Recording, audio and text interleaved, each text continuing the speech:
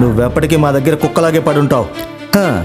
సెలబ్రిటీలు విఐపీలు వచ్చే పార్టీకి ఒక మామూలు డెలివరీ బాయ్ని ఎవరైనా ఇన్వైట్ చేస్తారా అని ఒక కోటీశ్వరుడు ఆ డెలివరీ బాయ్ అభినవ్ని ఇన్సల్ట్ చేశాడు. అదే పార్టీలో కోటీశ్వరులు అందరూ అభినవ్ చుట్టూ చేరి అతన్ని ఇన్సల్ట్ చేస్తున్నారు. అసలు వీడిని లోపలికి ఎవరు అలౌ చేశారు? స్పెషల్ ఇన్వైట్ పేరు చెప్పి లోపలికి వచ్చాడు.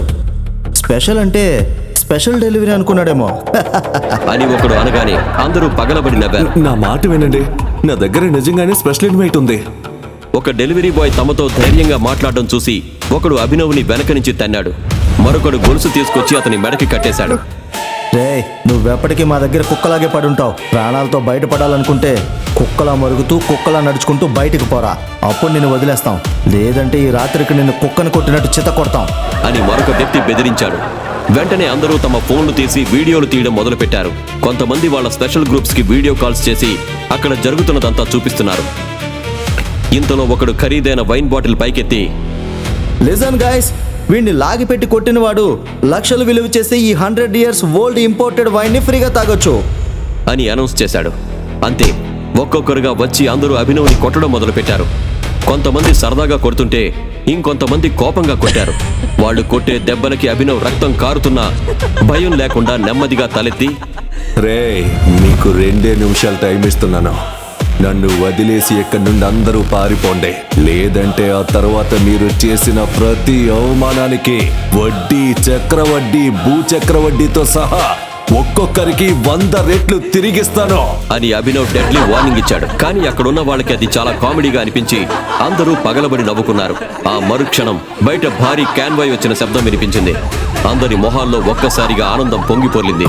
అక్రమ్ సార్ వచ్చినట్టున్నారు, పదండి పదండి అని ఒక వ్యక్తి అనగానే అందరూ అలర్ట్ అయ్యారు. కొద్దిసేపటి క్రితం అభినవ్ని కొట్టిన వాళ్ళందరూ అక్రమ్ సార్ వస్తుంటే 2 వైపులా నిలబడి చేతిలో షాంపైన్తో స్వాగతం పలికారు. అక్రమ్ ఎంత సరదాగా ఉన్నా అతను తలుచుకుంటే వాళ్ళ ప్రాణాలు అక్కడికక్కడే పోతాయని వాళ్ళకి బాగా తెలుసు. ఇంతలో అక్రమ్ నెమ్మదిగా నడుస్తూ లోపలికి వచ్చి అందరినీ చూశాడు. అక్రమ్ అందరినీ గౌరవిస్తూ ఉంటే అభినవ్ మాత్రం ఫుల్ యాటిట్యూడ్తో అతని వైపు చూస్తూ అక్రమ్, అక్రమ్, అక్రమ్ అని కొత్తగా వచ్చిన అక్రమ్ని పిలవగానే ఒక్కసారిగా అందరూ సైలెంట్ అయిపోయారు. వైన్ బాటిల్ పట్టుకున్న రోగు కోపంతో వచ్చి అభినవ్ వైపు దూసుకు వెళ్లి, రై కుక్క, అక్రమ్ సార్ని పేరు పెట్టి పిలుస్తావా? ఆయన పేరుతో పిలవడానికి నువ్వు కాదు కదా, మేము కూడా సరిపోము. అలా పేరు పెట్టి పిలిచే హక్కు ఒక్క టైగర్కి మాత్రమే ఉంది అని కోపంగా అంటూ అభినవ్ని లాగిపెట్టి కొట్టడానికి ట్రై చేశాడు. కానీ అతని చెయ్యి గాలిలో ఉండగానే సడన్ గా ఎవరో అడ్డుకున్నారు. అతను పక్కకి తిరిగి చూడగానే అక్రమ్ సీరియస్ గా ముందుకొచ్చి, నా ముందే టైగర్ మీద చెయ్యెత్తేంత ధైర్యం ఎవడిచ్చాడు నీకు? ఇప్పుడే నీ పొగరు మొత్తం దించేస్తాను అంటూ అక్రమ్ అతని చెయ్యి విరిచి కడుపులో కొట్టాడు. దాంతో అతను గాల్లో ఎగురుతూ దూరంగా వెళ్ళిపడ్డాడు. అది చూసి అందరూ షాక్ అయ్యారు. అసలు ఎవరి డెలివరీ బాయ్? ఈ డెలివరీ బాయ్ అభినవ్కి మాఫియా డాన్ అక్రమ్ కూడా ఎందుకంత రెస్పెక్ట్ ఇస్తున్నాడు? కోటీశ్వరుడైన చంద్రశేఖర్ తన మనవరాలు అనన్యను బికారి లాంటి అభినవ్కిచ్చి ఎందుకు పెళ్లి చేశాడు? ఆసక్తికరమైన అభినవ్ జీవితం గురించి ఇప్పుడే తెలుసుకుందాం పదండి. నువ్వంటేనే అసహ్యంగా ఉంది. మా నాన్న తలుచుకుంటే ఓ బాలీవుడ్ స్టార్తో నా పెళ్లి చేసి ఉండేవాడు.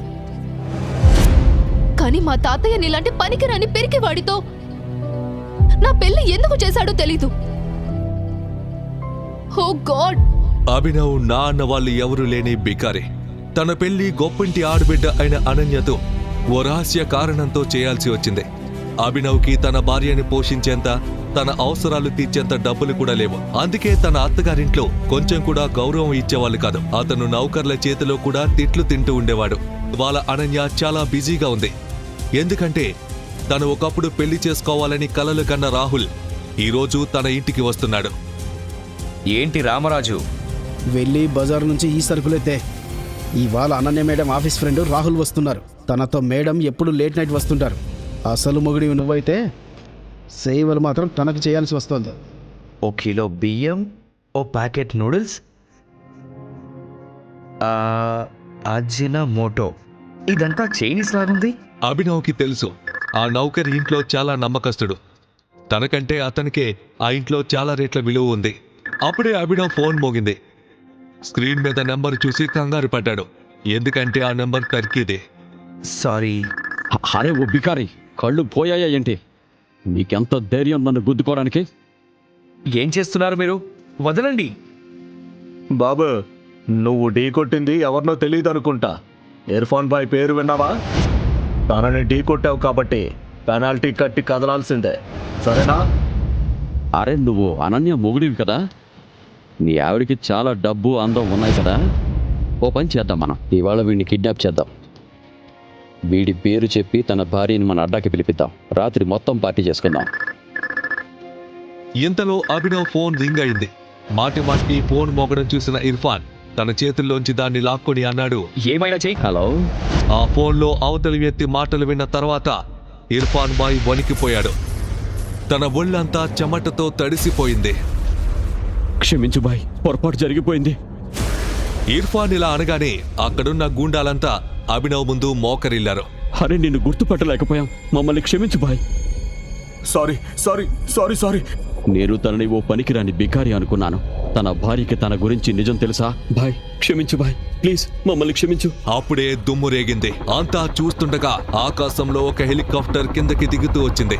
ఇంతకీ ఆ హెలికాప్టర్ ఎందుకు వచ్చింది? ఎందుకని ఆ గూండాలంతా అభినవ్ కాళ్ల మీద పడ్డారు? ఇంతకీ టర్కీతో అభినవ్ కనెక్షన్ ఏమిటి? ఆ మర్నాడు అనన్య వాళ్ళమ్మ షర్మిలకు తెలిసిన న్యూస్ తో దిమ్మ తిరిగిపోయింది. షర్మిల గారు, ఏ బికారి ఇంటల్లుడితో మీరు మీ అంట్లు కడిగిస్తున్నారు?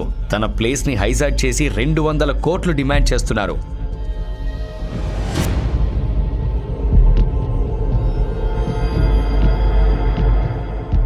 ఏంటి, అల్లుడి గారి ప్లేస్ హైజాక్ చేశారా? ఇంతకంటే మంచి విషయం ఇంకే ఉంటుంది మేనేజర్. అల్లుడైతే మాత్రం మా ఆస్తంతా రాసి వాళ్ళ వాడికి చావని వాణ్ణి. అనన్య బతికిపోతుంది అంటూ షర్మిల టీవీ రిమోట్ తీసుకుంది. తను న్యూస్ ఛానల్ పెట్టగానే అందులో వినిపించిన వార్త విని వాళ్ళ మతి పోయింది. ముంబై నుంచి టర్కీ వెళ్తున్న ఫ్లైట్ ని హైజాక్ చేసి అభినవ్ అనే వ్యక్తిని బందీగా చేశారు. లేటెస్ట్ న్యూస్ ప్రకారం డిమాండ్ చేసిన 200 కోట్లకు బదులుగా హైజాకర్లకు ఎవరో 500 కోట్లు పంపాక ఫ్లైట్ లోపల నుంచి బుల్లెట్స్ పేలిన శబ్దం వినిపించింది. డబ్బులు తీసుకొని అభినవ్ని చంపేశారా? ఈ ప్రశ్నకు జవాబు తెలుసుకునేందుకు దేశమంతా ఎదురు చూస్తోంది.